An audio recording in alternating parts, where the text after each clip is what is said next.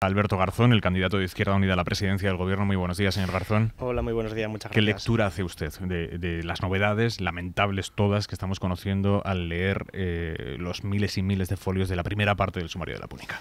Bueno, estamos sumando claramente más documentación y más información, más datos a lo que ya veníamos conociendo de forma abstracta y de forma general. Yo siempre he defendido que el Partido Popular es una trama de corrupción que se presenta a las elecciones. ¿Por qué? Porque esto no quiere decir que todos los miembros del Partido Popular sean corruptos, ni mucho menos. Quiere decir que hay una estructura que está viciada, que construye redes clientelares y que parasita el espacio público y el espacio privado.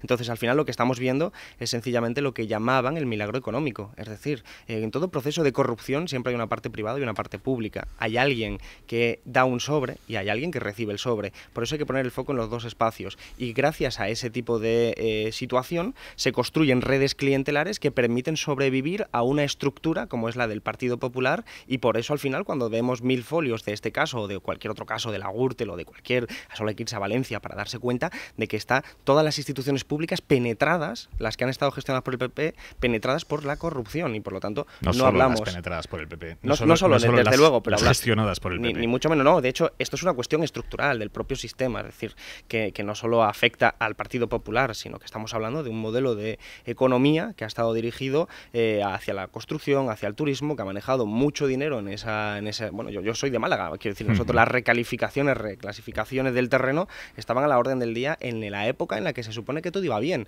y esta era en última instancia la causa de la corrupción de hoy. Señor Garzón, acabamos de hablar en Hoy por Hoy con Lluís Rabell, que va a ser el hombre que va a encabezar la confluencia de izquierdas en Cataluña. Va a encabezar la lista en la que se integran Podemos, Iniciativa y Esquerra Unida allí en Cataluña. ¿Envidia usted la confluencia catalana?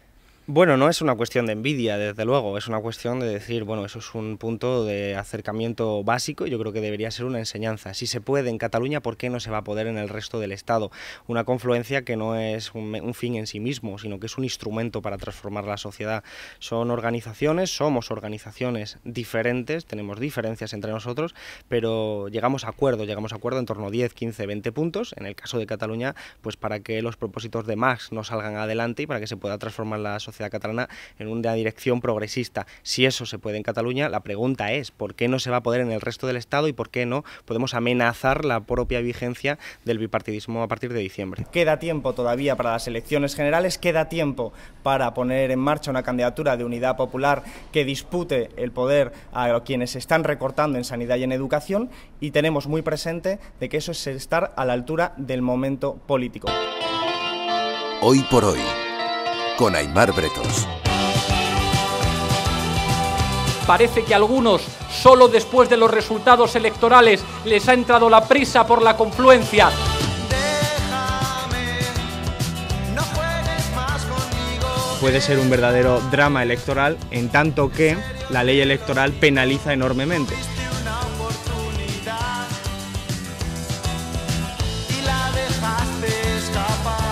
No voy a ceder al chantaje. El chantaje que dice, es que nosotros tenemos 500.000 votos, pueden dejar a Podemos sin 30 diputados. No hay derecho a decir eso. No voy a ceder a ningún chantaje. Va a ser la gente la que nos lleve a ganar las elecciones.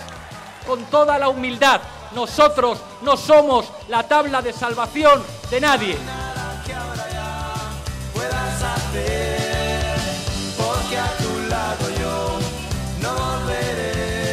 Yo tendré que salir a decir que me voten a mí, no a Pablo Iglesias.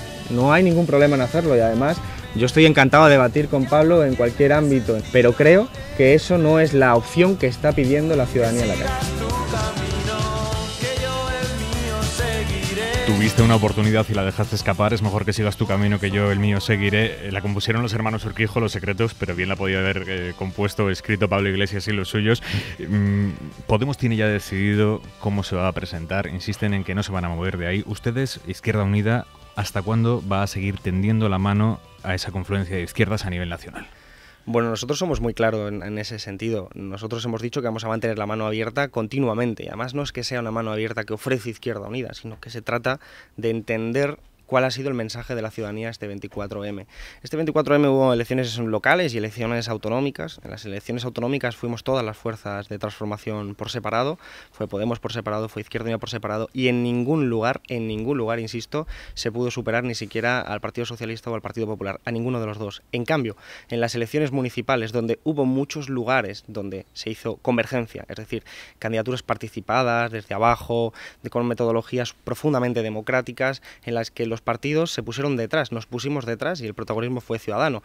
Y gracias a eso, gracias a esa colaboración, cooperación de fuerzas como ECUO, Podemos, Izquierda Unida, ciudadanos y ciudadanas sin adscripción política, pero con mucha ilusión, se han podido ganar ciudades tan importantes como Madrid, como Barcelona, como Zaragoza, como Santiago, con relación con el Vaticano, a efectos simbólicos, como Coruña, como Ferrol y como tantas otras. Entonces, ese es el mensaje, y eso implica hacer una visión crítica de lo que fue ese 24M, y eso es lo que yo creo que es lo que la gente está defendiendo, y es lo que yo me encuentro además en la calle, cuando me para la gente, cuando me encuentro con la ciudadanía y me dice, pues tenéis que ir juntos igual que fuisteis en Madrid, en Barcelona, o incluso en lugares donde no se fue junto, por ejemplo en Sevilla, que creo que hubo cuatro candidaturas a la izquierda del Partido Socialista, y bueno, y al final no ha habido cambio ninguno. Pues allí también son plenamente conscientes de cuál es el instrumento para llegar a las generales. Eso no quiere decir que sea fácil, ni mucho menos. Usted le dice esto a Pablo Iglesias y él que le responde. Bueno, él ha respondido públicamente. Públicamente ya lo hemos escuchado, pero ¿él qué le responde? Bueno, él mantiene una posición de, yo creo que de creencia, de que ellos solo pueden ganar. Eso lo tenían antes del 24M también muy explicitado a efectos públicos. Quizás después del 24M fueron conscientes de que en algunos territorios iban a tener que hacer una especie de unidad popular selectiva, pactando con algunos, por ejemplo en Cataluña con Izquierda Unida sí, pero con el resto de Izquierda Unida en el resto del Estado, pues... Estamos hablando de Cataluña, Baleares, Valencia, Galicia. Eso es lo que está en proyecto, según sus declaraciones, pero lo que es cierto es que en Cataluña ya hay un acuerdo y en ese acuerdo está Izquierda Unida. Entonces, eso es una unidad popular selectiva que, como decía, es un avance, es algo que hay que reconocer que va a ayudar a construir la unidad popular en el resto del Estado, pero lo que no se llega a entender desde nuestra posición es por qué en unos lugares sí y en otros no, con las mismas fuerzas políticas. ¿Por qué? Porque al final no nos estamos jugando solo unos cuantos diputados, nos estamos jugando si en los próximos 4 años, que van a ser de definición de cómo es el sistema social, de cómo es la sanidad, de cómo es la educación, va a seguir gobernando el bipartidismo o va a haber una opción de transformación igual que la ha habido en los ayuntamientos a los que hacía referencia antes. Esto que está diciendo usted es el chantaje que dice Pablo Iglesias que no va a aceptar. Hombre, yo no me siento interpelado definitivamente ni señalado por esas expresiones que yo creo que son desafortunadas de Pablo Iglesias, porque creo que la política tiene que ser una política de la elegancia y de ennoblecer el ejercicio de la política, pero no me siento señalado porque nosotros no hemos hecho ningún tipo de chantaje. Nosotros estamos aprendiendo de una experiencia que es la del 24M, que no nos corresponde solo a nosotros, que es la de la unidad popular, las candidaturas unitarias, y creemos que es el instrumento adecuado para llegarlo a las generales. Además, lo creemos por encima de cualquier sigla y por encima de cualquier nombre y de cualquier apellido. Se trata de ser conscientes de ese momento histórico, de ese momento político, y se trata de ser conscientes de que si vamos por separado, tanto Podemos como Izquierda Unida, tendremos resultados que son suficientes para mantener el grupo parlamentario, para mantener las estructuras políticas, pero serán claramente insuficientes, según dicen todas las encuestas, para arrebatar la posibilidad de gobernar de una forma distinta. Y eso es lo que a nosotros nos preocupa. Es decir, lo que nos preocupa es de que estemos condenando 30 años más la posibilidad de cambio en este país. Por cierto, si además de escuchar esta entrevista quieren verla, si quieren ver en vídeo, en streaming a Alberto Garzón, lo pueden hacer a través de nuestra página web, a través de cadenaser.com u hoyporhoy.es. Señor Garzón, ¿cree usted que Pablo Iglesias y gente cercana a él pueda estar tomándose cierta revancha por el no que en su día recibieron por parte de Izquierda Unida? Bueno, yo me entiendo que a veces en la política, o muchas veces, los elementos personales influyen de forma determinante. No, digo que eso puede pasar. Lo que no sé es si le ocurre a las personas que estamos haciendo referencia. Yo espero que no. Sinceramente espero que no, y además yo le tengo mucho respeto a Pablo, aparte de ser un amigo, le tengo pues un reconocimiento político dentro de nuestras diferencias, de que es una persona que ha sabido leer el momento político, aprovechar, y nadie negará que Podemos ha sido un instrumento de cambio y transformación, ha determinado la agenda política, ha conseguido hacer muchas cosas que yo creo que son muy positivas para este país, pero nos encontramos en una fase distinta, una fase en la que hace falta no ya solo generosidad como un valor moral, sino inteligencia política para llegar a transformar el país. ¿Dónde están las reticencias? ¿Es solo Pablo Iglesias? ¿Es Pablo Iglesias y más gente? ¿Es toda la cúpula de Podemos? ¿Quién es? ¿Quién no quiere pactar con Izquierda Unida? ¿Quién dice es que Izquierda Unida resta? Bueno, yo no comparto lógicamente esa tesis de que Izquierda Unida reste, como no resta ECUO, como no resta ninguna otra fuerza política que no sea Podemos. Yo creo que las sumas multiplican, si se hacen bien, lógicamente. Creo que las elecciones municipales lo pueden demostrar y creo que hay resistencia siempre. Nosotros en Izquierda Unida hemos tenido muchas resistencias para hacer un proceso de renovación que ha culminado conmigo como candidato a la presidencia del gobierno, cuando yo soy dirección de Izquierda Unida desde hace 3 años, es decir, antes de esto era un militante de base. Eso expresa la generosidad con la que actúa Izquierda Unida, una fuerza profundamente democrática que ha hecho un proceso de autocrítica y que ha hecho un proceso de renovación. ¿Y profundamente unida ahora en torno a esta oferta de confluencia? Absolutamente, de hecho la propuesta de Unidad Popular fue aprobada en un órgano por el 91%, es decir, algo que además en Izquierda Unida, te lo puedo asegurar, no es nada fácil conseguir esos porcentajes de consenso, porque somos una fuerza muy heterogénea, muy plural, que en muchas ocasiones tiene muchas diferencias, pero aquí es que es casi, como nosotros decimos, un clamor.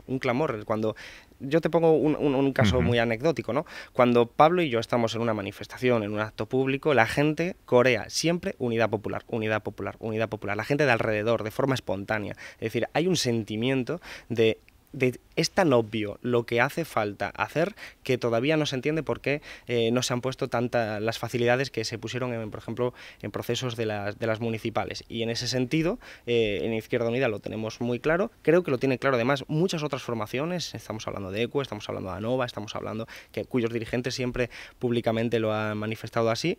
Y hay unas resistencias que tienen que ver, pues probablemente con una estrategia legítima de Podemos, que además, a mi modo de ver, es un error, pero yo no soy quien va a valorar la estrategia de Podemos, pero sí reconozco allí elementos de error que ya hubo en Izquierda Unida. Quiero decir, yo era crítico. ¿Cuáles han sido los errores de Izquierda Unida en este proceso?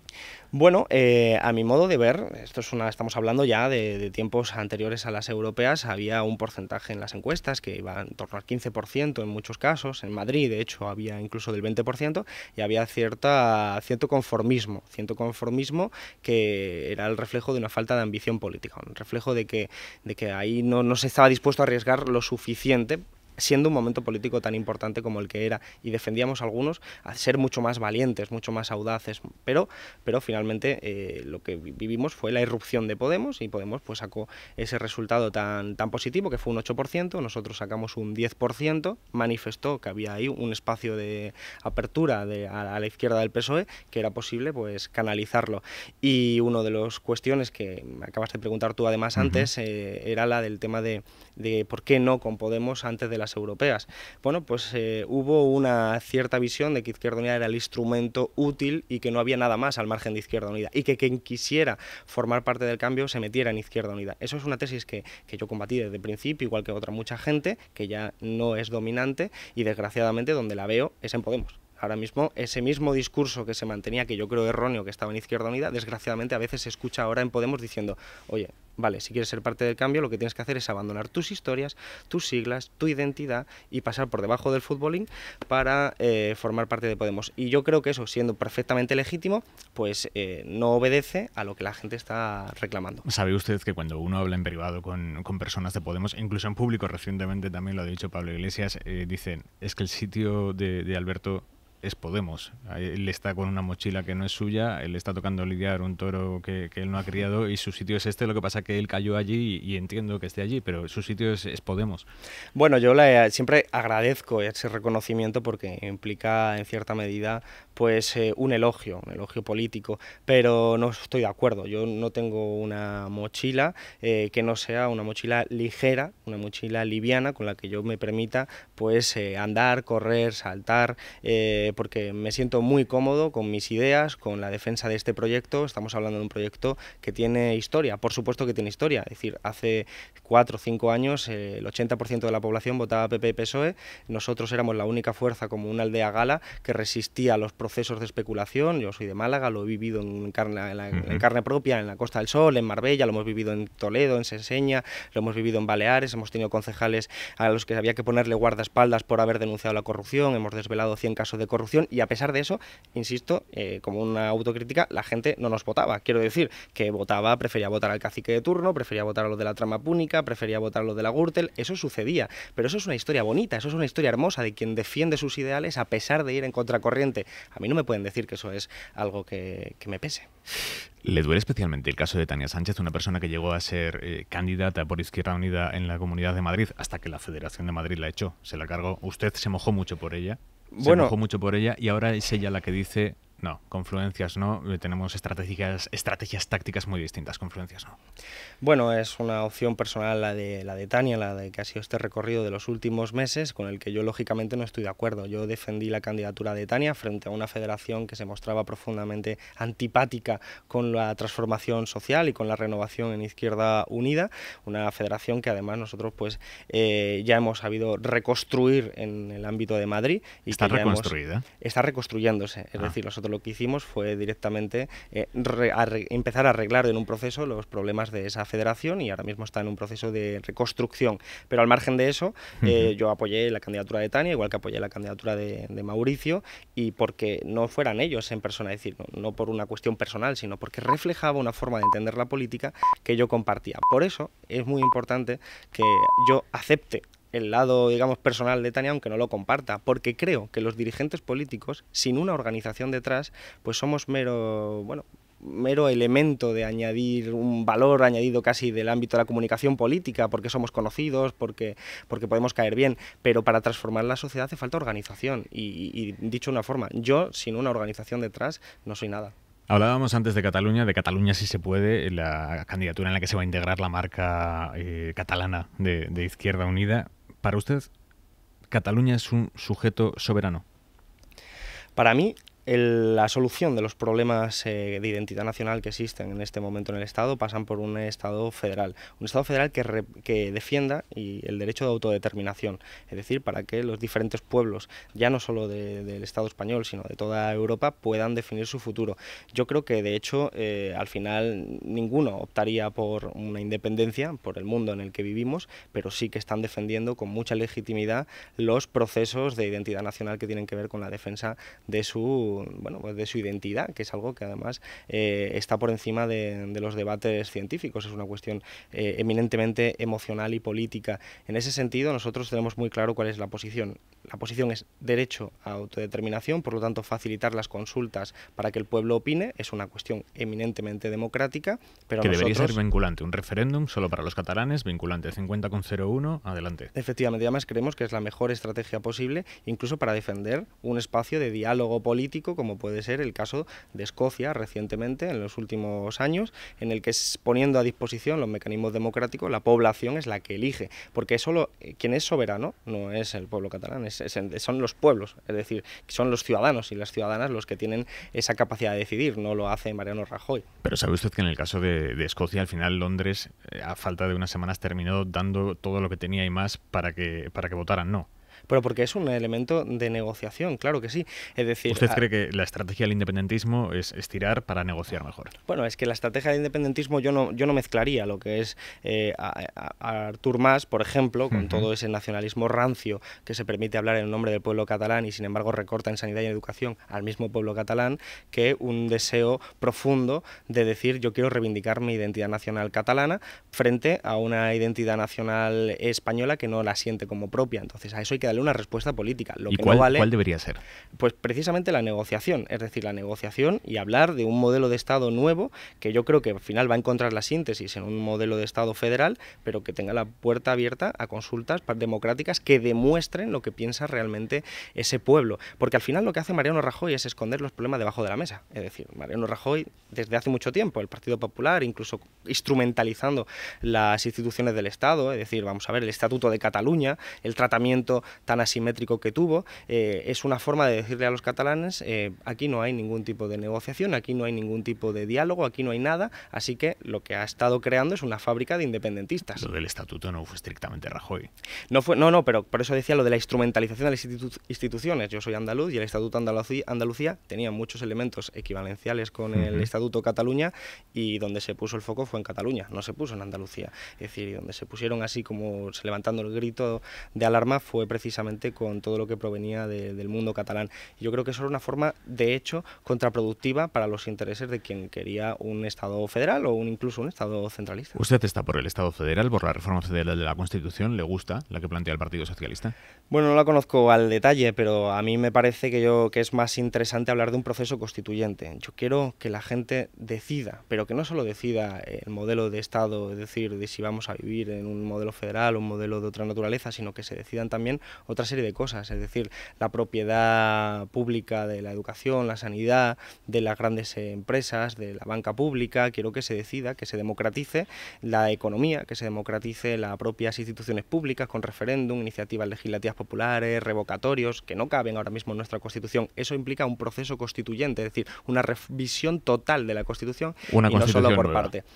Al final da igual el término que queramos usar, si queremos usar reforma de la Constitución, revisión total de la Constitución, Constitución nueva. Lo ideal es que entendamos que la realidad social y política ha desbordado una institución jurídica como es la del 78. La sociedad ha cambiado y hay que adaptarla. Hay que adaptarla a más democracia política, a más democracia económica y a un modelo de Estado profundamente más democrático y desde luego federal. Y eso implica que los partidos no dirijan a la población, que es lo que quiere hacer el Partido Socialista, que es lo que hizo cuando reformó la Constitución en el artículo 135, que es un acuerdo entre élites, en ese caso Partido Popular, Partido Socialista, para definir cómo quería que fuera la Constitución que se le iba a aplicar al pueblo. Yo hablo más de un proceso democrático donde el pueblo tenga una participación permanente y de forma profundamente activa. En la propuesta del PSOE lo tiene, hay un referéndum final, evidentemente. Pero eso es muy clásico, eso también lo tuvo en el 78.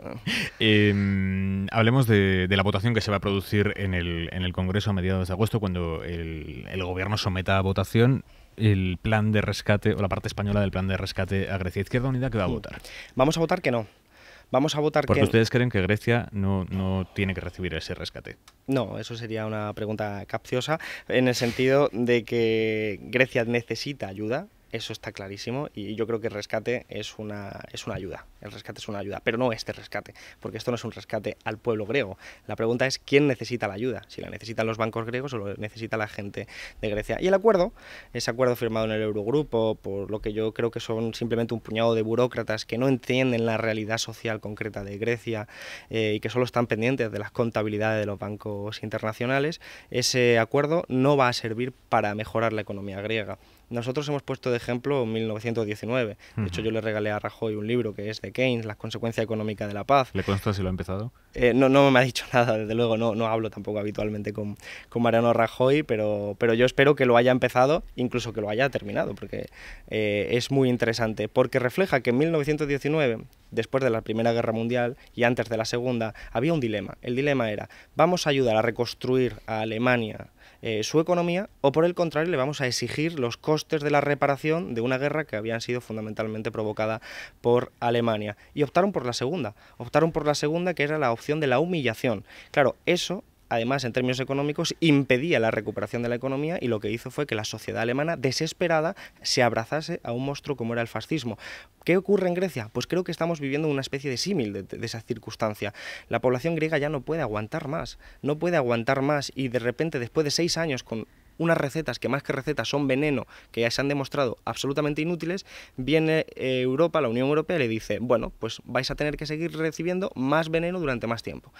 Hay un peligro de fascismo también en Europa y hay un peligro de fascismo muy concretamente en Grecia, donde el partido neofascista Amanecer Dorado tiene ya casi el 10% de los votos y puede canalizar eso. Entonces yo espero que haya más inteligencia política. Tsipras lo ha hecho todo bien. No, Tsipras no lo ha hecho todo bien como no lo hacemos todo bien en general. ¿Y qué es lo que no ha hecho bien Tsipras? Pues yo creo que ha sido muy dubitativo. Es decir, yo creo que hay que ser conscientes de su situación. Su situación es de una correlación de fuerzas muy inferior. Grecia es el 2% del Producto Interior Bruto y se ha enfrentado a un monstruo, a un gigante. Y ese gigante lo ha machacado. Y eso estaba condenado, aunque Tsipras hubiera sido el más inteligente del mundo. No ha medido bien sus fuerzas Tsipras. Yo creo que las ha medido bien, pero la consecuencia de medirlas bien es precisamente que te iban a machacar. Es que cuando tienes a un gigante que quiere machacar a un pueblo tan pequeño, a un pueblo tan pobre, aunque tengas al mejor dirigente, al más inteligente, desgraciadamente te van a machacar. Nos vamos, señor Garzón, una última pregunta. ¿Cuánto le revienta a usted cada vez que se dice, o Tsipras dice, mis socios en España, partidos parecidos, y todo el mundo piensa Podemos? Bueno, yo no soy mucho de quién es el padre político, de quién, ¿no? Es decir, a mí eso no me preocupa. Nosotros tenemos una relación muy estrecha con Syriza hace mucho tiempo. De hecho, ellos conformaron su coalición, que es una coalición de izquierda, lo que aquí llamaríamos despectivamente sopa de siglas. Eso es lo que es Syriza. Está en el Partido de la Izquierda Europea, donde estamos nosotros, y Podemos, por ejemplo, no está. En ese sentido, tampoco hay que pelearse por quién es más quién. La cuestión es, ellos están defendiendo los intereses del pueblo griego y creemos que aquí se está defendiendo por nosotros. Alberto Garzón, candidato de Izquierda Unida a la Moncloa, que no quiere ser candidato de Izquierda Unida a la Moncloa. Bueno, no, sí lo quiero ser. ¿Quiere ser candidato de otra cosa? No, quiero ser de Izquierda Unida, y lo voy a seguir siendo. Nos vamos. Muchísimas gracias por haber estado esta mañana en Hoy por Hoy. Muchísimas gracias, de verdad.